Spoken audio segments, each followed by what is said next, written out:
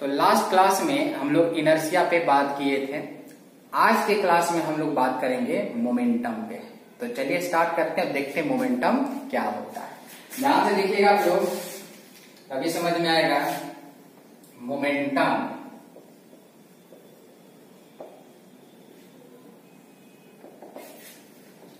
the total amount of motion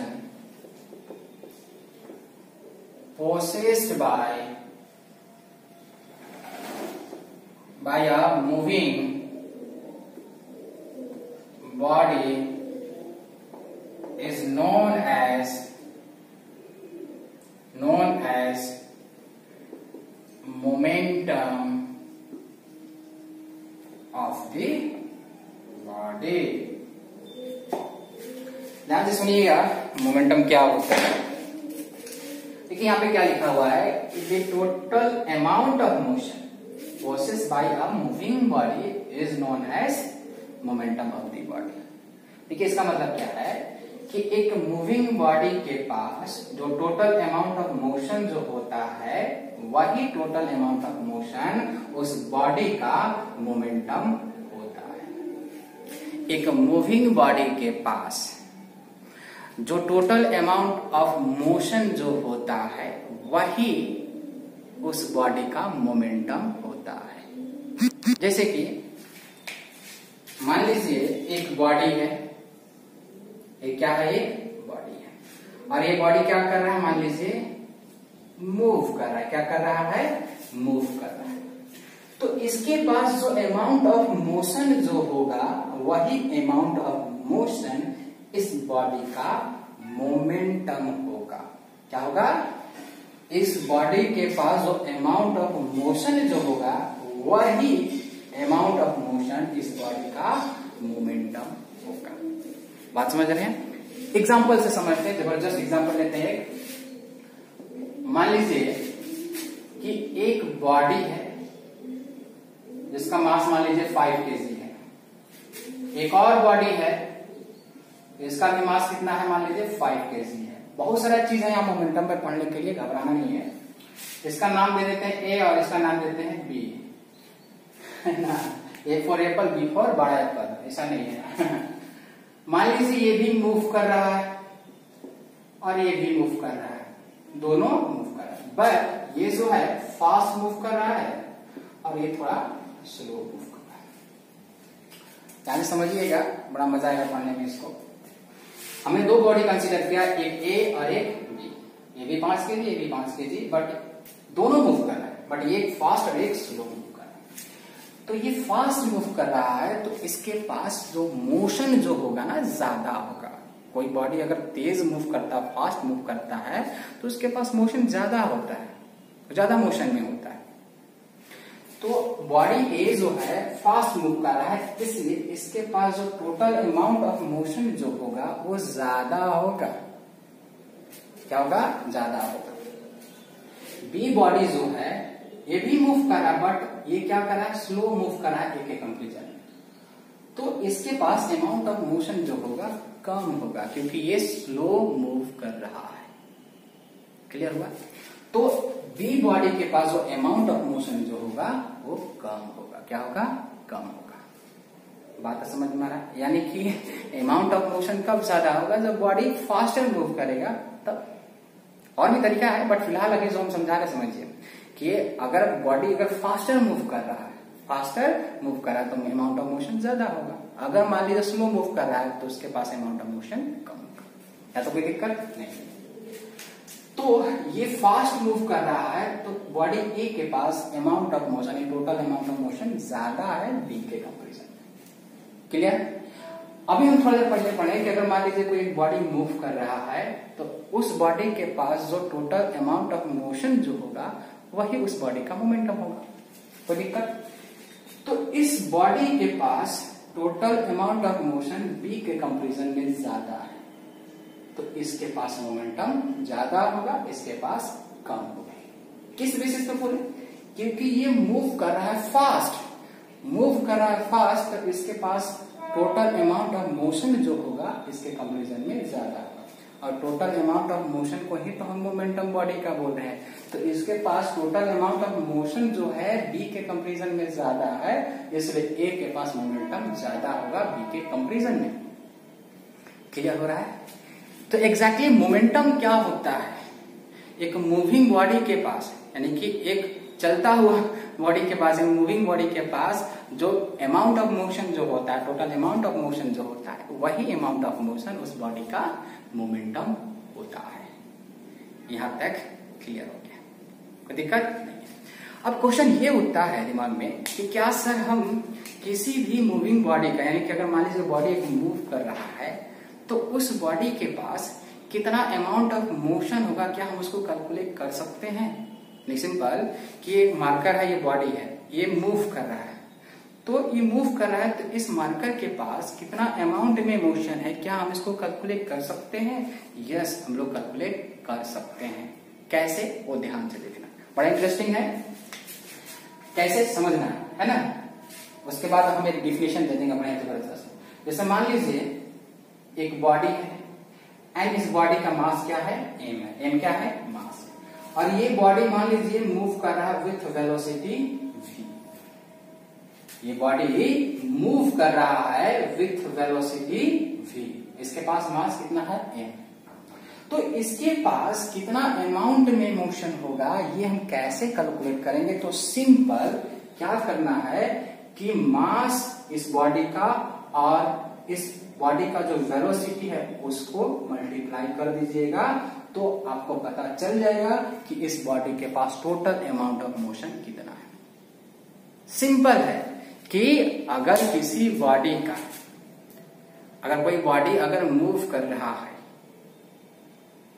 तो उस body के पास अमाउंट ऑफ मोशन कितना होगा, टोटल अमाउंट ऑफ मोशन कितना होगा। तो सिंपल क्या कीजिए, उस बॉडी का मास और जितना वेलोसिटी से मूव कर रहा है वो दोनों का मल्टीप्लाई कर दीजिएगा, तो आपको पता चल जाएगा कि उस बॉडी के पास टोटल अमाउंट ऑफ मोशन कितना होगा, क्या होगा। सिंपल है। एक चीज और बता दूं, मैं मोमेंटम किसको बोल रहा हूं? जो बॉडी के पास टोटल अमाउंट ऑफ मोशन है उसी को बोल रहा हूं। क्लियर? तो सिंपली बोल सकता हूं कि एक बॉडी के पास मोमेंटम कितना होगा वो कैसे निकालेंगे। तो मान लीजिए एक बॉडी मूव कर रहा है, एक बॉडी क्या कर रहा है? मूव कर रहा है। तो अगर उसके पास मोमेंटम कितना होगा, यानी सिंपल बोल सकते हैं टोटल अमाउंट ऑफ मोशन कितना होगा, तो सिंपल क्या करेंगे, वो जितना वेलोसिटी से मूव कर रहा है उस वेलोसिटी को और उस बॉडी के पास जितना मास होगा उन दोनों का अगर मल्टीप्लाई कर देते हैं तो उस बॉडी के पास मोमेंटम कितना है, या बोल सकते हैं टोटल अमाउंट ऑफ मोशन कितना है, वो निकल जाएगा। बात समझ में है? गुड। देखिए भाई, बहुत आसान तरीके से बता रहा हूं, कभी नहीं मोमेंटम आप भूलेंगे। बात समझ रहे हैं ना? गुड। तो फिर से एक बार कि मान लीजिए एक बॉडी है, मूव कर रहा है विथ वेलोसिटी v, इसका मास m है, तो इसके पास टोटल अमाउंट ऑफ मोशन कितना है, या बोल सकते हैं मोमेंटम कितना है। तो सिंपल बोल देंगे कि मोमेंटम जो होगा इस बॉडी के पास, वो सिंपल क्या हो जाएगा, इस बॉडी का मास एंड वेलोसिटी हो जाएगा। किसी भी बॉडी का आपको रटने की जरूरत नहीं है, सिंपल ऐसे सोचिए कि एक बॉडी मूव कर रहा है और उसके पास हमें निकालना है कि कितना अमाउंट में मोशन होगा, यानी सिंपल बोलिए कि मोमेंटम कितना होगा। तो सिंपल आप सोचिए, रटिएगा फॉर्मूला नहीं, तो उसके पास वेलोसिटी कितना होगा, यानी कि मूव करा तो कुछ वेलोसिटी होगा, तो वेलोसिटी कितना होगा। चलिए वेलोसिटी आपको मिल गया। अच्छा, मास भी तो होगा, मास। तो मास उस बॉडी का और उस बॉडी का वेलोसिटी दोनों का मल्टीप्लाई कर दीजिएगा आप ना, तो आपको मिल जाएगा कि उसके पास मोमेंटम कितना है, यानी कि अमाउंट ऑफ मोशन कितना, आपको ये मिल जाएगा। सिंपल, कोई भी चीज रटने की जरूरत नहीं है आपको। ठीक है, मास इंटू वेलोसिटी किए तो इसके पास टोटल अमाउंट ऑफ मोशन या बोलिए मोमेंटम जो था वो हम लिख दिए मास इंटू वेलोसिटी का। क्लियर हुआ? गुड। अब हम आपके जो बुक में जो लिखता है डिफिनेशन ना, वो आपको लिखने जा रहा हूं, कि मोमेंटम जो होता है बुक में आपको यही लिखता है, it is the product of mass of the body and velocity of a body. यानी कि मोमेंटम क्या होता है, product of mass and velocity होता है। यानी सिंपल कि एक बॉडी है, इसका मास m है और इसका वेलोसिटी v है, तो इसका मोमेंटम क्या होगा, तो मोमेंटम इसका हो जाएगा मास इंटू वेलोसिटी। अरे बेटा अभी यही ना हम बताएं कि एक बॉडी का मास m है, वेलोसिटी v से मूव कर रहा है, तो इसके पास टोटल अमाउंट ऑफ मोशन कैसे निकालेंगे, यानी कि मोमेंटम कैसे निकालेंगे, तो सिंपल मास इंटू वेलोसिटी कर देंगे तो मिल जाएगा। तो यही वो चीज को लिखा है कि मोमेंटम जो है it is the product of mass of the mass of the body and velocity of body, यानी कि मोमेंटम मास इंटू वेलोसिटी होता है। आपको ये फॉर्मूला याद रख लेना, समझिए। अगर नहीं याद है तो अभी जो आपको बताया जिस तरह से कर सकते हैं। अगर आपसे पूछे कि व्हाट मतलब मोमेंटम को डिफाइन करने के लिए अगर बोलता है, क्वेश्चन में अगर आता है कि मोमेंट को डिफाइन करें, तो आप ये लिखिएगा, ये मीनिंग है मोमेंटम का, ये मीनिंग है, बट ये क्या है, डेफिनेशन है। ये क्या है, डेफिनेशन है। ये सब बुक में लिखता है। क्लियर? तो आप लोग भी कोशिश कीजिएगा कि इसको लिखें। क्लियर? ये भी वही चीज है, ये भी यही चीज है। यहाँ भी क्या कह रहा है कि जो बॉडी के पास जो टोटल अमाउंट ऑफ मोशन है वही उसी की बात कर रहा है, बट वो कैसे निकाल रहा है, मास इंटू वेलोसिटी करके। क्लियर? और यहाँ पे समझाया गया है, मीनिंग समझाया गया है यहाँ पे कि मोमेंटम का मतलब क्या होता है। क्लियर हुआ? तो ये आप लोग याद रखिएगा। देखिए मोमेंटम को जो होता है ना, मोमेंटम को हम लोग डिनोट करते हैं किससे, पी से। किससे करते हैं, पी से। तो P equal to M V, P equal to M V, यानी कि P क्या है यहाँ पे, P क्या है, मोमेंटम। P क्या है, मोमेंटम। क्लियर? P क्या है, मोमेंटम। बात समझ में आ गया? गुड।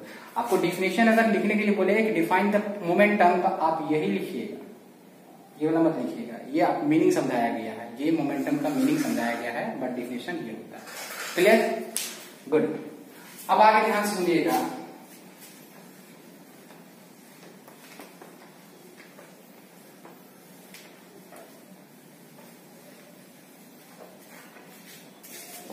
कि ये जो मोमेंटम जो पढ़ रहे हैं, एक्चुअली इस मोमेंटम को हम लोग लीनियर मोमेंटम कहते हैं। ये जो हम लोग मोमेंटम पढ़े एक्चुअली ये लीनियर मोमेंटम है। क्या है ये, लीनियर मोमेंटम। एक्चुअली मोमेंटम जो होता है जनरली दो होता है, एक होता है तुम्हारा लीनियर मोमेंटम और दूसरा होता है एंगुलर मोमेंटम। दूसरा होता है एंगुलर मोमेंटम। तो हम लोग एक्चुअली जो भी मोमेंटम जो पढ़ रहे हैं, एक्चुअली कौन सा मोमेंटम है, लीनियर मोमेंटम। कौन सा मोमेंटम है, लीनियर मोमेंटम। क्या है, लीनियर मोमेंटम। हम इसी लीनियर मोमेंटम को हम क्या बोल रहे हैं, सिर्फ और सिर्फ मोमेंटम बोल रहे हैं। यानी कि यहां से एक चीज आपको यहां से और सीखने को मिलेगा कि अगर सिर्फ और सिर्फ मोमेंटम लिखा हुआ है कहीं भी, सिर्फ और सिर्फ मोमेंटम लिखा हुआ है, तो आप उसको लीनियर मोमेंटम समझिएगा। बात समझ में आ रहा है? यानी कि अगर मोमेंटम लिखा हुआ है, लीनियर नहीं लगा हुआ, तो आप उसको अभी 9 तक उसको लीनियर मोमेंटम समझिएगा। बात समझ में आया? बट अगर मान लीजिए कि एंगुलर लगा हुआ है, तो नो डाउट ये लीनियर मोमेंटम नहीं है। नो डाउट, इसमें तो कोई डाउट ही नहीं है कि ये लीनियर मोमेंटम नहीं हो सकता। क्लियर? बट अगर हम यहाँ पे मोमेंटम लिखे हैं, तो आपको क्या समझना है, लीनियर मोमेंटम समझना है। क्लियर? क्योंकि लीनियर मोमेंटम को ही हम मोमेंटम बोल रहे हैं या बोला भी जाता है। तो अगर अभी जहां मोमेंटम लिखेंगे, अभी आपको जहां भी मोमेंटम लिखेंगे, पूरे चैप्टर में जहां भी मोमेंटम लिखेंगे हम, आपको लीनियर मोमेंटम समझना है। क्या समझना है, लीनियर मोमेंटम। एंगुलर मोमेंटम नहीं, इसको नहीं समझना। ये हमें 11th में पढ़ना होता है, रोटेशन और सर्कुलर मोशन में, इधर नहीं पढ़ना है सबको। बट हमें यहाँ पे 9th में लीनियर मोमेंटम के बारे में पढ़ना है। तो लीनियर मोमेंटम को ही हम क्या बोल रहे हैं, मोमेंटम बोल रहे हैं। तो जहां भी हम मोमेंटम लाएंगे इस चैप्टर में, आपको लीनियर मोमेंटम समझना है। यानी कि अगर क्वेश्चन आता है कि डिफाइन लीनियर मोमेंटम, मतलब आपको यही पूछा आपसे। अगर बोलेगा डिफाइन लीनियर मोमेंटम, मतलब आपको यही पूछ रहा है। हमने अभी क्या बोला कि लीनियर मोमेंटम को ही हम मोमेंटम बोल रहे हैं। यानी कि यहाँ पे मोमेंटम लिखेंगे, मतलब इसका क्या है, लीनियर मोमेंटम है। क्या है, लीनियर मोमेंटम। इसको लीनियर मोमेंटम भी लिख सकते हैं। बात समझ में आ गया? तो कंफ्यूज नहीं होना है कि लीनियर मोमेंटम क्या होता है, मोमेंटम क्या होता है। एक्चुअली हम लीनियर मोमेंटम को ही मोमेंटम लिख रहे हैं, लीनियर हटा दिए हैं। क्लियर? गुड। तो कंफ्यूज नहीं होना है। बट यहाँ पे एंगुलर मोमेंटम नहीं है, एंगुलर मोमेंटम नहीं पढ़ना है कि नहीं? गुड। अगर हल्का सा यहाँ पे आपको कंसेप्ट दे दूं लीनियर मोमेंटम और एंगुलर मोमेंटम का, तो देखो जब एक ऑब्जेक्ट मूव करता है स्ट्रेट पाथ में विथ v वेलोसिटी और मास m है, तो इसके पास जो मोमेंटम जो होगा वो मोमेंटम मास इनटू वेलोसिटी होगा, एंड इसी मोमेंटम को हम लोग बोलते हैं लीनियर मोमेंटम। इसी को क्या बोलते हैं? Linear momentum. बट अगर मान लीजिए कि यही ऑब्जेक्ट सर्कुलर पाथ में मूव करे, क्या करे?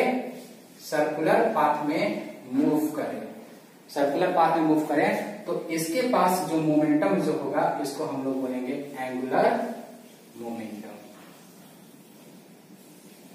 यानी कि सिंपल कि एक ऑब्जेक्ट अगर स्ट्रेट पाथ में मूव करे तो उसके पास जो अमाउंट ऑफ मोशन हो गया, जो उसके पास मोमेंटम जो होगा, उस मोमेंटम हम लोग बोलते हैं लीनियर मोमेंटम। बट अगर ऑब्जेक्ट मूव या पार्टिकल अगर मूव करता है सर्कुलर में या रोटेट करता है, तो उसके पास जो मोमेंटम जो होता है एंगुलर मोमेंटम होता है। क्लियर? तो यहाँ पे तो हम लोग सर्कुलर मोशन पढ़ नहीं रहे हैं, हम लोग तो ये पढ़ रहे हैं कि एक ऑब्जेक्ट सीधा जा रहा है, स्ट्रेट पाथ में जा रहा है। क्लियर हुआ? Very good. तो अगर एंगुलर मोमेंटम और लीनियर मोमेंटम का डिफरेंस तो पूछेगा नहीं कोई आपसे, बट दिमाग में रखिए लीनियर मोमेंटम हम लोग पढ़ रहे हैं। क्लियर? गुड। तो अभी हमने क्या बताया कि मोमेंटम एक्चुअली लीनियर मोमेंटम ही है। क्लियर? तो हम जहां भी अगर मोमेंटम लिखते हैं तब कंफ्यूज मत होइएगा कि क्या है। तो क्या होता है मोमेंटम? समझ में आ गया, मास इनटू वेलोसिटी। अब आगे मूव करते हैं।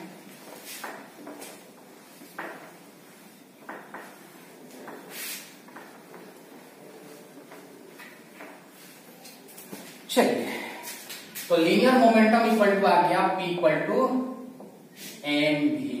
P क्या है? लीनियर, वेयर लिख दो यहाँ पे। P क्या है? लीनियर मोमेंटम या सिंपल मोमेंटम भी बोल सकते हो, लीनियर मोमेंटम या सिंपल मोमेंटम भी बोल सकते हो। m क्या है? मास ऑफ द बॉडी है, mv। Clear? Mass of the body, and v क्या है? Velocity of the body.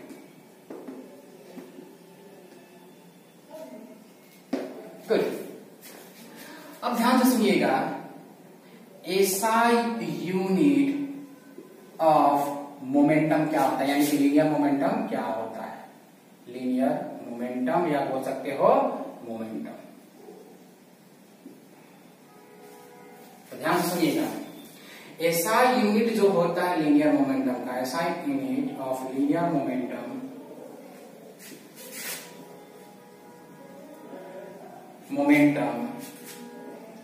Is kg metre per second. इसको याद रखना है, आपको बहुत ज्यादा क्वेश्चन में मिल सकता है, आपके एग्जाम में भी आ सकता है ये कि what is the SI unit of linear momentum, या सिंपल बोलेगा मोमेंटम, तो आपको बताना है kg metre per second. But question आया कैसे, kg मीटर पर सेकेंड कैसे सोचा होगा लोग, तो देखो आपको बताता हूं कैसे, है ना। तो देखिए, मोमेंटम का फॉर्मूला क्या होता है? Mass into velocity. मास का यूनिट क्या होता है? kg, तो मास से जगह kg रखनी है। वेलोसिटी का यूनिट मीटर पर सेकेंड, तो P इक्वल टू क्या आ गया? kg metre per second. भाई फॉर्मूला आया है ये, kg मीटर पर सेकेंड जो है SI यूनिट ऑफ मोमेंटम जो है, लीनियर मोमेंटम जो है वो क्या आया है? kg मीटर पर सेकेंड है। इसी को क्या बोलते हैं? SI unit of linear momentum. वो किस तरह से आया होगा? तो देखो P इक्वल टू क्या होता है? mv। m यानी मास, मास का यूनिट क्या हो गया? kg। v यानी कि वेलोसिटी, वेलोसिटी का यूनिट क्या होता है? Metre per second. तो देखो kg मीटर पर सेकेंड हो गया। क्लियर हुआ? मान लीजिए आप कभी भूल भी जाते हैं कि यूनिट क्या होता है मोमेंटम का, तो सिंपली आप क्या कीजिएगा, जो फॉर्मूला जो है ना, फॉर्मूला पे आप क्या कीजिए? रख दीजिए। कैसे? मान लीजिए कि आप भूल गए तो फॉर्मूला आपको याद है, मास इनटू वेलोसिटी। मास का kg रख दीजिएगा और वेलोसिटी का मीटर पर सेकेंड, हो गया आपका यूनिट तैयार। मान लीजिए भूल गए तब, अगर याद है तो ठीक, अगर भूल गए तब फॉर्मूला निकाल सकते हैं आप यूनिट को। क्लियर? इस केस में, सब केस में नहीं। गुड। चलिए, SI यूनिट भी हो गया। अब कुछ इंपॉर्टेंट पॉइंट्स हम बताते हैं मोमेंटम के बारे में, जो बहुत ज्यादा इंपॉर्टेंट है, बहुत सारा जगह पे आपको क्वेश्चन भी मिलेगा उसका। 2-3 पॉइंट्स है, थोड़ा सा उसको डिस्कस कर लेते हैं। कितना देर हो गया? 20 मिनट हो गया। वीडियो लंबा ना बने ये भी ध्यान देना है। चलिए कुछ पॉइंट्स पे डिस्कस करते हैं। Point number 1, point number 1, momentum जो होता है, मोमेंटम यानी कि लीनियर मोमेंटम की बात कर रहे हैं। सारा मैं बार बार बोल रहा हूं कि यहाँ पे हम लीनियर मोमेंटम की बात कर रहे हैं, तो हम जहां भी मोमेंटम लिखेंगे आप समझना है लीनियर मोमेंटम। क्लियर? गुड। तो momentum has both magnitude and direction. देखो मोमेंटम के पास मैग्नीट्यूड भी होता है एंड डायरेक्शन भी होता है, दोनों होता है। मोमेंटम के पास मैग्नीट्यूड भी होता है एंड डायरेक्शन भी होता है, दोनों होता है। अब ये दोनों को 1 बाय 1 समझते हैं, डायरेक्शन को भी और मैग्नीट्यूड को भी समझते हैं। तो ध्यान से सुनिएगा कि मान लीजिए ये बॉडी है और इसके पास मास m है और ये वेलोसिटी इसका है मान लीजिए v इस डायरेक्शन से। ध्यान से सुनिएगा जो मैं बोल रहा हूं। मान लीजिए बॉडी और इसके पास मास क्या है? m है। एंड ये जो वेलोसिटी जो है यानी जिस वेलोसिटी से मूव कर रहा है उसका वेलोसिटी क्या है? v है। बट वेलोसिटी का डायरेक्शन किधर है? इस डायरेक्शन। वेलोसिटी डायरेक्शन किधर है? इधर है। तो इसके पास जो मोमेंटम जो होगा वो मोमेंटम यानी कि p जो होगा मास इंटू वेलोसिटी होगा। मास इंटू क्या होगा? वेलोसिटी। बात समझ में आ रहा है? तो इसके पास जो मोमेंटम जो होगा उसका जो मैग्नीट्यूड जो होगा सिंपल कैसे होगा? तो इसके पास जो मास है वो मास को मल्टीप्लाई कर दीजिए इस वेलोसिटी के मैग्नीट्यूड से, यानी कि मास इंटू वेलोसिटी ये क्या दे देगा? मैग्नीट्यूड दे देगा। क्या दे देगा? Magnitude of p। क्या देगा? Magnitude of p। यानी कि मोमेंटम का मैग्नीट्यूड जो होता है एक्चुअली क्या होता है? Mass into magnitude of velocity. यानी कि इस बॉडी के पास जो मोमेंटम है उस मोमेंटम का अगर मैग्नीट्यूड पता करना है तो सिंपल क्या करना है? उस बॉडी के पास जो मास m जो है m एंड इसका मल्टीप्लाई कर दीजिए जो उसके पास जो वेलोसिटी है उस वेलोसिटी का मैग्नीट्यूड से। यानी कि इस वेलोसिटी का जो मैग्नीट्यूड है अगर उसका मल्टीप्लाई अगर इसके मास के साथ करेंगे तो जो वैल्यू जो मिलेगा लीनियर मोमेंटम का वो मैग्नीट्यूड मिलेगा। एंड मैग्नीट्यूड ऑलवेज पॉजिटिव होता है। मैग्नीट्यूड जो होता है ऑलवेज पॉजिटिव होता है, नेगेटिव नहीं हो सकता है। यानी कि ये जो p इक्वल टू mv जो है एक्चुअली क्या है? मैग्नीट्यूड ऑफ p है और ये ऑलवेज क्या होगा? पॉजिटिव होगा, ऑलवेज पॉजिटिव। तो मैग्नीट्यूड तो समझ में आ गया। तो मैग्नीट्यूड कैसे मिलेगा? मास और वेलोसिटी मिलेगा, वही हमारा क्या होगा? मैग्नीट्यूड होगा। नेगेटिव भी आएगा तो उसको पॉजिटिव ले लेंगे भैया, क्योंकि मैग्नीट्यूड ऑलवेज पॉजिटिव होता है। ध्यान से सुनो मैं जो बोला एक चीज ऐसे तो नेगेटिव आएगा नहीं क्योंकि हम यहाँ पे मैग्नीट्यूड वर्ड यूज कर रहे हैं। क्लियर? तो ध्यान से सुनिए, मैं फिर से बोल रहा हूँ यहाँ पे कि मोमेंटम का मैग्नीट्यूड क्या होगा? तो सिंपल मास का प्रोडक्ट अगर करते हैं मल्टीप्लाई करते हैं वेलोसिटी के मैग्नीट्यूड से तो जो रिजल्ट जो मिलेगा वो हमें मिलेगा मोमेंटम का मैग्नीट्यूड मिलेगा। यानी कि सिंपल मास इंटू वेलोसिटी जो हमें मिलेगा वो क्या देगा? मैग्नीट्यूड देगा। क्लियर हो गया? Very good. अब ध्यान से देखना डायरेक्शन। मैग्नीट्यूड तो समझ में आ गया। अब डायरेक्शन की बात करते हैं। तो डायरेक्शन के लिए कि डायरेक्शन ऑफ, ये क्वेश्चन पूछता है डायरेक्शन ऑफ लीनियर मोमेंटम यानी कि momentum is in the direction of velocity of the body, direction of velocity of the body। यानी कि सिंपल है कि मोमेंटम का जो डायरेक्शन होगा, डायरेक्शन ऑफ मोमेंटम जो होगा वेलोसिटी के डायरेक्शन में होगा। यानी कि बॉडी का जो वेलोसिटी का जो डायरेक्शन होगा उसी डायरेक्शन में उस बॉडी का मोमेंटम का डायरेक्शन होगा। यानी कि सिंपल कि अगर एक बॉडी है, अगर इसका मास m है और इस बॉडी का जो वेलोसिटी का जो डायरेक्शन है इधर है, तो इसके पास जो मोमेंटम जो होगा उस मोमेंटम का जो डायरेक्शन होगा वेलोसिटी के डायरेक्शन में ही होगा। यानी कि ये बॉडी जो है ये क्या कर रहा है, मूव कर रहा है इधर, तो वेलोसिटी की डायरेक्शन इधर होगा। अगर वेलोसिटी की डायरेक्शन अगर इधर होगा तो इस बॉडी के पास जो मोमेंटम जो है उसका भी डायरेक्शन इधर ही होगा। मान लीजिए एक और बॉडी है और इसका वेलोसिटी की डायरेक्शन इधर है, मास m है, तो इस टाइम बॉडी मूव कर रहा है इधर, इसलिए वेलोसिटी की डायरेक्शन इधर है, तो इसके पास जो मोमेंटम होगा उसका जो डायरेक्शन होगा वो भी किधर होगा, इधर ही होगा। यानी कि जिधर वेलोसिटी की डायरेक्शन उधर ही मोमेंटम का डायरेक्शन होगा। तो ये तो डायरेक्शन बताया, मैग्नीट्यूड क्या हो जाएगा यहाँ पे, तो मैग्नीट्यूड हो जाएगा मास इंटू वेलोसिटी m भी। ये क्या दे रहा है, मैग्नीट्यूड दे रहा है।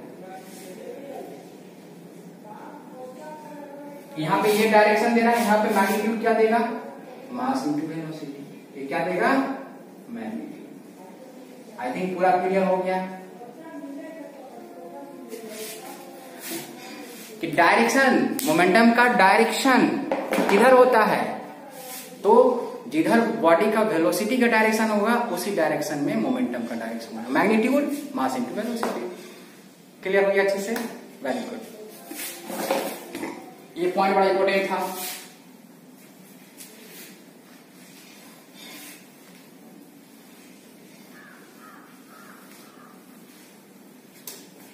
यानी कि अगर जिस डायरेक्शन में वेलोसिटी होगा बॉडी का उसी डायरेक्शन में मोमेंटम होगा। बात समझ में आ गया।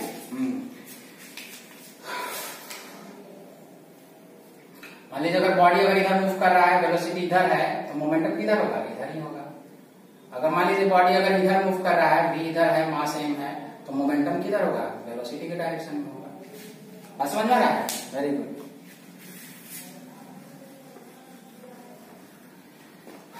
चलो नोट नंबर 2। जैसे कि हम जानते हैं कि जिस क्वांटिटी के पास मैग्नीट्यूड और डायरेक्शन होता है वैसे क्वांटिटी को हम लोग वेक्टर क्वांटिटी बोलते हैं। अब यहाँ मोमेंटम के पास मैग्नीट्यूड भी है और डायरेक्शन भी है, तो मोमेंटम तो कैसा क्वांटिटी हो गया, एक वेक्टर क्वांटिटी हो गया।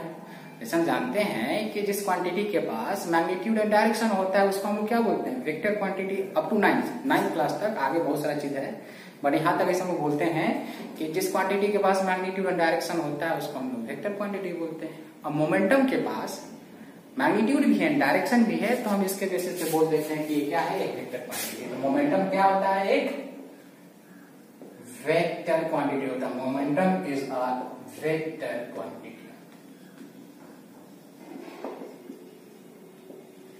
क्या होता है, एक वेक्टर क्वांटिटी होता है। क्लियर हो गया, मोमेंटम स्केलर क्वांटिटी नहीं होता है, वेक्टर क्वांटिटी होता है। Point number 2 over. क्यों होता है समझ में आ गया, क्योंकि मोमेंटम के पास डायरेक्शन मैग्नीट्यूड दोनों होता है।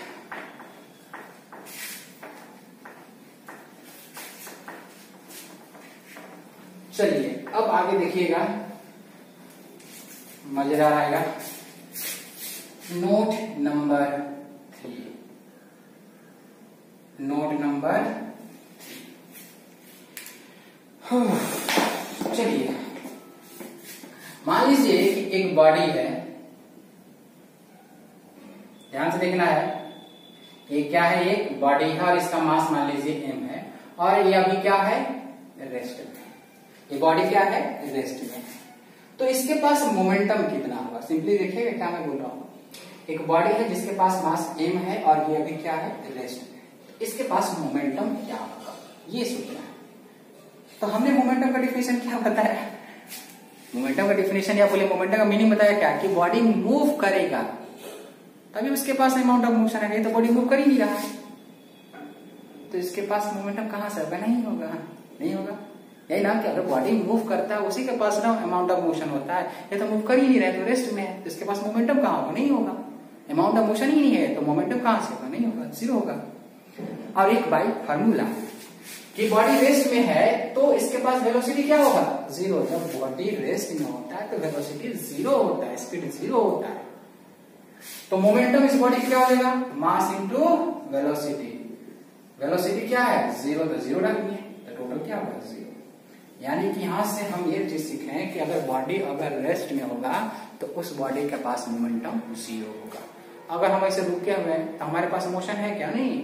मोशन होगा तभी मोमेंटम होगा, मोशन ही नहीं होगा तो मोमेंटम कहां से होगा पप्पा। सिंपल, ये बॉडी है मास भी है, बट ये रेस्ट में है, बट रेस्ट में होने की वजह से इसके पास वेलोसिटी क्या है, जीरो। तो फॉर्मूला से हमने लिखा मास इंटू वेलोसिटी, वेलोसिटी के जब हमने जीरो रखा तो मोमेंटम क्या हो गया, जीरो हो गया। क्लियर हो रहा कि नहीं अच्छे से? Very good. अब ध्यान से सुनना, बहुत ही इंटरेस्टिंग आ रहा है। उसके बाद हम लोग 4 नंबर, क्लियर? अब ध्यान से सुनिएगा, नोट नंबर 4 में हम कुछ चीजें सीखना चाहते हैं। जैसे देखिएगा, लीनियर मोमेंटम जो होता है P equal to mass into velocity होता है, क्लियर? तो अगर मान लीजिए कि अगर हम यहाँ पे मास को क्या कर देते हैं, कांस्टेंट कर देते हैं, मास को क्या कर देते हैं, कांस्टेंट, यानी कि मास चेंज नहीं करेगा। मास क्या कर दिए, कांस्टेंट कर दिए। बात को समझिएगा मैं जो कह रहा हूं, क्योंकि यहां से जबरदस्त आपको फीलिंग आ जाएगा। मान लीजिए कि P इक्वल टू क्या होता है, mv होता है। अब इसमें जो m जो यानी कि मास जो है वो क्या है, कांस्टेंट कर देंगे। v और p को हम मतलब v को कांस्टेंट नहीं कर रहे हैं, v को कांस्टेंट नहीं कर रहे हैं, यानी v चेंज होगा। जैसे फॉर एग्जांपल दिखाते हैं आपको, जैसे मान लीजिए एक बॉडी है, इस बॉडी का मान लीजिए मास कितना है, 5 kg है। कितना मास है, 5 kg है। मान लीजिए कि ये मूव कर रहा है, ध्यान सुनिएगा, ये अभी मूव कर रहा है, मान लीजिए 5 मीटर पर सेकेंड से, ज्यादा लीजिए, थोड़ा सा कम कर देते हैं, 2 मीटर पर सेकेंड से। तो अभी अगर हम इसके पास अगर मोमेंटम निकालते हैं तो मोमेंटम मान लेते हैं कि मास कितना है, 5 kg, मास कितना है, 5 kg। इसके पास वेलोसिटी कितना है, 2 है। तो भैया कितना हो गया, 10, 5 2 10, यानी कि 10 kg मीटर पर सेकेंड। ये यूनिट ऑफ मोमेंटम हो गया, क्लियर? ये हो गया तुम्हारा मोमेंटम। अभी मान लीजिए कि इसी बॉडी का, यानी इसी 5 kg बॉडी का हम वेलोसिटी बढ़ाकर कर दिए 4 मीटर पर सेकेंड। कितना कर दिए, 4 मीटर पर सेकेंड। अब इसका मोमेंटम निकालो। तो अब अगर इसका मोमेंटम निकालते हैं इसका, तो क्या हो जाएगा, मास कितना है, 5 है, इसके पास v कितना है, 4 है। तो 5 को 5 को 20 kg मीटर पर सेकेंड। यानी कि इस केस में मान लीजिए लीनियर मोमेंटम 1, इस केस में मान लीजिए 2। तो यहां पे देखिए, जब मास 5 kg था और जब वेलोसिटी 2 kg था, तो जब इसके पास जो मोमेंटम था, जब हमने मोमेंटम निकाला तो कितना आया, 10 kg metre per second. But जब इसी 5 kg का या दूसरे 5 kg का बॉडी बोल सकते हैं कि जब हमने स्पीड बढ़ाया, यानी दूसरा स्पीड किया, वेलोसिटी यानी कि 4 कर दिया, यानी कि देखो वेलोसिटी बढ़ा दिए, तो मोमेंटम यहाँ पे देखिए कुछ और हो गया। तो देखिए दोनों केस में जो मास जो है सेम है, यानी कि मास चेंज नहीं हुआ है, सिर्फ और सिर्फ चेंज क्या हुआ है, वेलोसिटी चेंज हुआ। यहाँ पे 2 है और 4 है। बात समझ रहे हैं कि नहीं? मैं जो बोल रहा हूं वो समझिए मैं क्या बोल रहा हूं, कि दोनों केस में मास सेम है, मास चेंज नहीं हुआ है। इट मीन्स मास क्या है, यहाँ पे कांस्टेंट है, चेंज नहीं करता है, तो उसको क्या बोलते हैं, कांस्टेंट बोलते हैं बाबा। बट यहाँ पे वेलोसिटी चेंज कर रहा है, बट वेलोसिटी चेंज करने की वजह से देखिए मोमेंटम भी अलग अलग आ रहा है। यहाँ पे 2 मीटर पर सेकेंड था तो 10 kg मीटर पर सेकेंड था मोमेंटम, बट जैसे ही हमने बढ़ाकर यहाँ पे क्या किया, 4 मीटर पर सेकेंड किया, तो मोमेंटम कितना हो गया, 20 हो गया। क्या हो गया, 20 हो गया। बात समझ में आया? ये समझना है, यानी कि अगर P equal to mass mv जो है, अगर मास को अगर हम कांस्टेंट कर देते हैं और वेलोसिटी को अगर चेंज करेंगे तो P भी चेंज करेगा, P भी चेंज करेगा। तो ध्यान से देखिएगा आप लोग,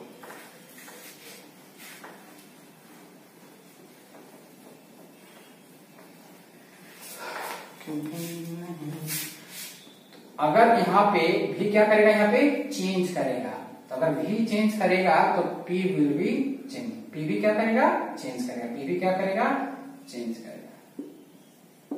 यानी कि अगर मास कांस्टेंट है, ये चेंज नहीं करता है, अगर हम भी को चेंज कराते हैं तो P भी हमारा चेंज करेगा। अभी हमने देखा मास दोनों में सेम रखा था, यानी कांस्टेंट चेंज नहीं किया, बट वेलोसिटी जब हमने चेंज किया मोमेंटम भी क्या हो गया था, चेंज हो गया था। यहां तक क्लियर है? यहां तक क्लियर हो गया?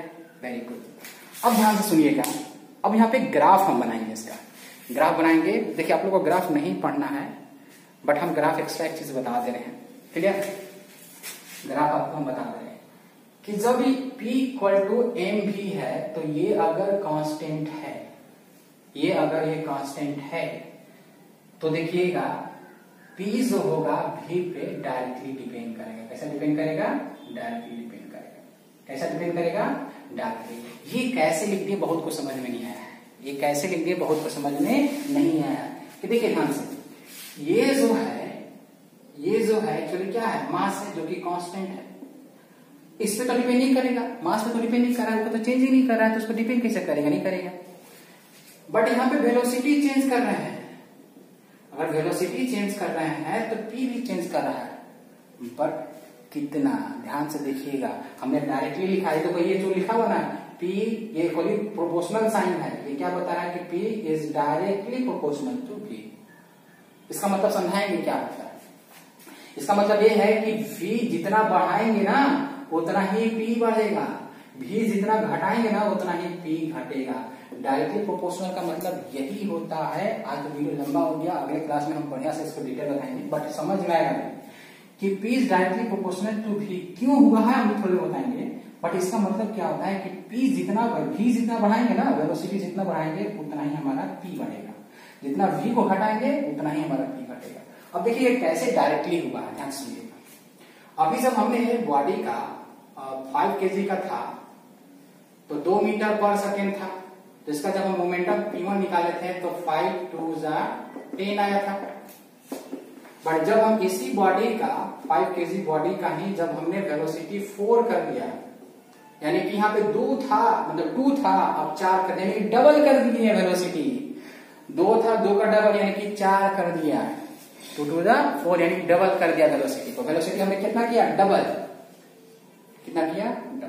तो यहाँ पे मोमेंटम जो आया 3 2 5 4 20 kg मीटर पर सेकेंड। देखिए जब वेलोसिटी 2 था तो मोमेंटम 10 था, बट जैसे ही वेलोसिटी को हमने डबल किया, 2 से 4 किया, तो मोमेंटम भी डबल हो गया, 10 से 20 हो गया।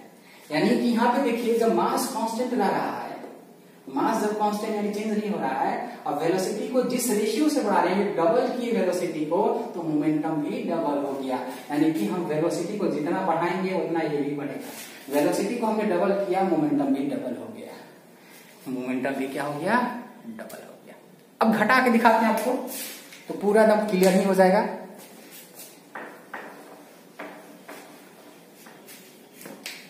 तो मान लीजिए एक बॉडी है, इधर कर दे रहा हूं, मान लीजिए एक बॉडी है, मान लीजिए 5 kg का ही है, इसकी वेलोसिटी मान लीजिए 10 मीटर पर सेकेंड है, इसका मोमेंटम निकालिए तो 5 10 का कितना हो जाएगा? 50, 10 25 50 kg मीटर पर सेकेंड। मास वही रहने देना है, मास चेंज नहीं करना है। वेलोसिटी को क्या कर दीजिए? हाफ कर दीजिए, आधा कर दीजिए। देखिए क्या किए, पहले 10 था वेलोसिटी, अब उसको आधा कर दिए। देखिए हाफ, आधा, 10 का आधा कितना होता है? 5 होता है। वेलोसिटी आधा डिक्रीज कर दिए, तो मोमेंटम भी आधा होना चाहिए। आपने बोला कि सर जितना वेलोसिटी को बढ़ाएंगे ना उतना ही टाइम्स मोमेंटम बढ़ेगा, जितना टाइम्स वेलोसिटी के घटाएंगे उतना ही टाइम्स मोमेंटम घटेगा। तो हाफ किए हैं वेलोसिटी का, तो मोमेंटम भी हाफ होगा। अगर हम वेलोसिटी को हाफ किए हैं तो मोमेंटम भी हाफ होगा। तो मोमेंटम यहां पे निकालते हैं, 5 इंटू 5 25। देखिए 50 का हाफ 25 में होता है जी। देखिए वेलोसिटी जितना टाइम्स डिक्रीज कराएं, 2 टाइम्स डिक्रीज किया, यानी कि हाफ किए, तो मोमेंटम भी हाफ हो गया। यानी कि जितना टाइम्स डिक्रीज कराएंगे उतना ही टाइम्स ये भी डिक्रीज करेगा। यानी कि सिंपल, अगर मास कांस्टेंट है, अगर मास कांस्टेंट है, सिंपल वालों, अगर मास कांस्टेंट है तो वेलोसिटी अगर 2 टाइम्स बढ़ाएंगे तो मोमेंटम भी 2 टाइम्स बढ़ेगा। अगर वेलोसिटी 3 टाइम्स बढ़ाएंगे तो भी 3 टाइम्स बढ़ेगा, ये 4 टाइम्स बढ़ाएंगे तो भी 4 टाइम्स बढ़ेगा। जितना टाइम्स इसको घटाएंगे उतना ही टाइम्स बढ़ेगा। नहीं विश्वास है तो देख लो, 10 है, जिसको क्या करते हैं 40 कर देते हैं। तो हमने क्या किया यहाँ पे, मास कांस्टेंट वेलोसिटी को 10 से 40 यानी 4 गुना बढ़ा दिया हमने, तो मोमेंटम भी 4 गुना बढ़ना चाहिए। तो दिखाते हैं मोमेंटम निकाल के, 4 गुना नहीं बढ़ा हुआ तो बोलना 5 गुने 40, 4 25 20, 200, ये 200 आया, क्या है 200, 50 का 4 गुना किए, 50 गुने 4 करोगे तो क्या 200 आएगा, यानी कि मोमेंटम 4 गुना बढ़ा कि नहीं, मोमेंटम 4 गुना बढ़ा कि नहीं, क्लियर। तो अगर आपसे क्वेश्चन पूछे कि मान लीजिए एक बॉडी है, यहां से क्वेश्चन दिया कैसे आता है, मान लीजिए एक बॉडी है और उस बॉडी का मास कांस्टेंट है और उसका वेलोसिटी को डबल कर दिया जाता है, तो मोमेंटम कितना इंक्रीज करेगा, तो बोलिएगा डबल है। मान लीजिए एक बॉडी है और उसका मास क्या है, कांस्टेंट बोल रहा है और कहता है कि उसकी वेलोसिटी 2 टाइम्स डिक्रीज हो जाता है, यानी कि हाफ कर दिया जाता है, तो उस बॉडी का मोमेंटम क्या होगा, हाफ हो जाएगा। मोमेंटम क्या हो जाएगा, हाफ हो जाएगा। क्लियर हुआ अच्छे से, बात समझ में आया। आज जो भी बताएं समझ में आया कि मोमेंटम क्या होता है, ये सब चीज क्या होता है। अभी और भी मोमेंटम में है, हमने तो अभी नोट 4 में हम केस नंबर 1 बताए हैं, ये केस नंबर 1 इसको कर दीजिएगा। अभी इसका पार्ट 2 है, अब इसका भी ग्राफ बनाना बाकी है, हम इसका ग्राफ बनाएंगे अच्छे से। तो ये समझ में आया कि जितना रेशियो से ये बढ़ रहा था उतना ही रेशियो से पी बढ़ रहा था, जितना रेशियो से ई घट रहा था उतना रेशियो से घट रहा था, यानी कि सीधा सीधा डिपेंड कर रहा था, यानी कि भी जितना बढ़ रहा था इतना ये भी बढ़ रहा था, तो सीधा डिपेंड कर रहा है ना, सीधा यानी कि डायरेक्टली डिपेंड कर रहा था। इसलिए हमने क्या लिखा, पी जो है ना भी पे डायरेक्टली डिपेंड कर रहा है, तो डायरेक्टली को हम लोग ऐसे लिखते हैं। ये जो अल्फा बनाए हैं एक्चुअली ये प्रोपोर्शनल सिंबल है, ये सिंबल बता रहा है कि इन दोनों में रिलेशन है, कैसा, डायरेक्टली, यानी पी जो है भी पे डायरेक्टली डिपेंड कर, जितना ये बढ़ेगा इतना भी बढ़ेगा, ये जितना घटेगा इतना ही घटेगा। वही बात होगी, तो 2 रोटी खाएगा तो हम भी 2 खाएंगे, तो 4 खाएगा तो हम भी 4 खाएंगे, वही बात है यहाँ पे, ये जितना बढ़ेगा ये उतना बढ़ेगा। क्लियर हुआ, मोमेंटम समझ में अच्छे से। और भी है मोमेंटम, अभी 50% कंप्लीट किया, मोमेंटम और है, एंड मोमेंटम का हम लोग सेकेंड लॉ में ज्यादा यूज करेंगे, सेकेंड लॉ में ज्यादा यूज करेंगे। मतलब अब तो मतलब मैं ये बोल सकता हूं कि अब आगे समझिए कि मोमेंटम ही है, खाली पूरा मोमेंटम है, चैप्टर के एंड तक मोमेंटम ही हम लोग करते रहेंगे। क्लियर हुआ, चलिए मिलते हैं अगले क्लास में हम लोग।